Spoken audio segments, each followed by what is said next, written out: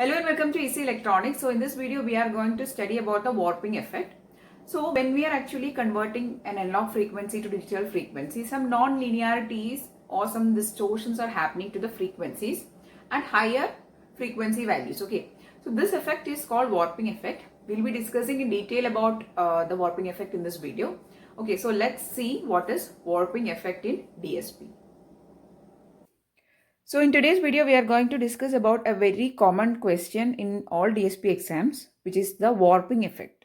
Okay, so in DSP, we study topic called the conversion of an analog filter to digital filter.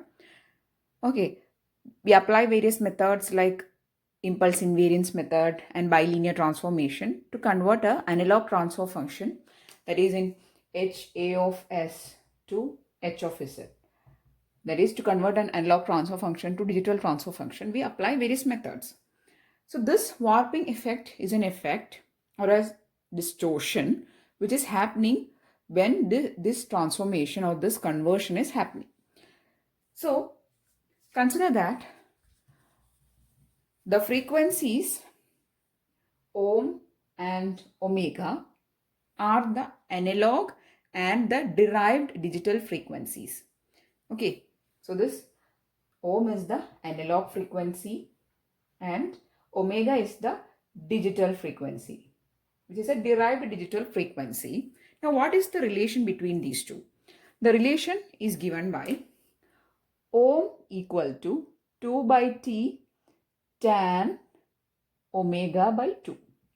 Okay, so this is the relation between the frequencies ohm equal to tan of omega by 2. Now, this we apply while studying the bilinear transformation. Okay, so ohm equal to 2 by T tan of omega by 2 is a relation where T is a sampling period, ohm is the analog frequency, omega is the digital frequency. Now we know that for small values of theta, tan theta will tend to theta or will be equal to theta. Okay, for small values of theta. So you can write this equation as ohm equal to 2 by T tan omega by 2 will be equal to simply omega by 2. Why? Because for small values of theta, tan theta is equal to theta. So here theta is omega by 2. So it is tan of omega by 2 equal to omega by 2. Now you will be getting the relation between ohm and omega as ohm equal to omega by T. Or you can write omega equal to ohm T. So this is the relation for small values of omega.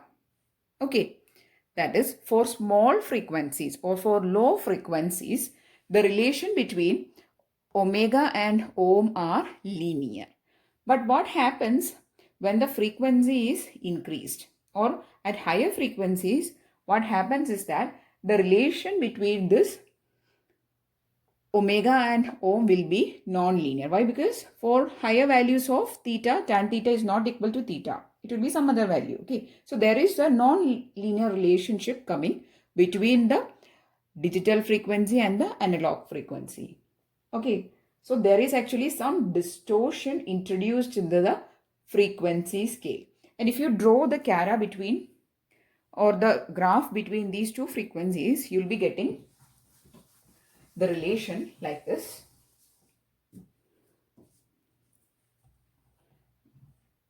That is, if you are going to draw omega and versus ohm T, you'll be getting omega equal to ohm T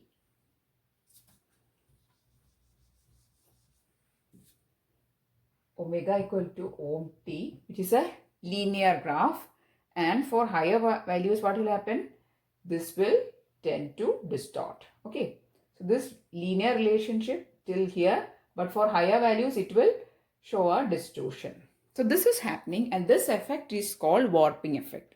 So in simple terms you can say that it is a distortion happening to the frequencies when the values of omega is increasing, or for higher frequencies in general. That is, for lower frequencies, the relation between the analog and the digital frequency is linear. But for higher frequencies, this linear relationship is not maintained.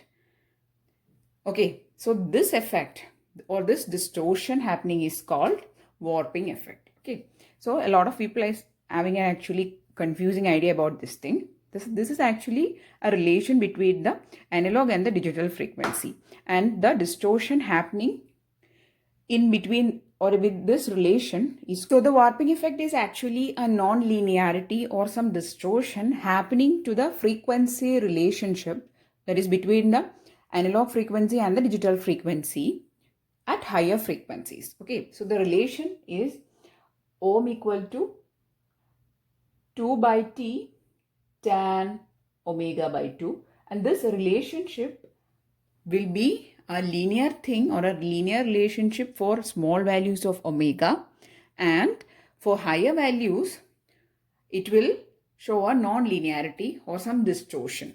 Okay, so this effect is called warping effect. So just know that for small values of theta, tan theta equal to theta, so it will be omega by 2 for small values, but for higher values it will not be equal to omega by 2, it will be some value lesser. So the relationship is not linear anymore. Okay, so this is called warping effect. Okay, so I'm really hoping that you understood the concept of warping effect. It is a very commonly asked type of question. In all DSP exam you can find this question. Okay, so I'm really hoping that you understood the concept. If yes, please do give it a thumbs up and also share it with your friends. And if you want more videos, please do subscribe to the channel. Thanks for watching and keep on watching.